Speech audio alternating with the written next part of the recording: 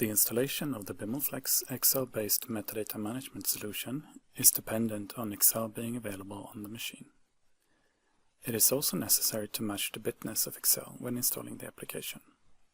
First, we check the Excel bitness by starting Excel, creating a blank workbook, open the File menu and choose the Account option. Click on the About Excel button to launch the About dialog. At the top is the Excel version and its bitness. This version is 64-bit, so we will need to install the 64-bit version of BimlFlex.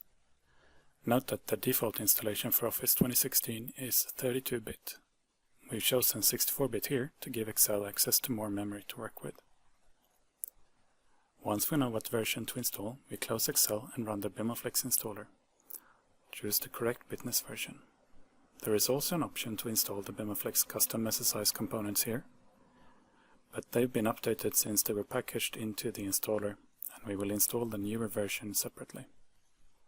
The installer requires administrative privileges. Once the installation completes successfully, we're done.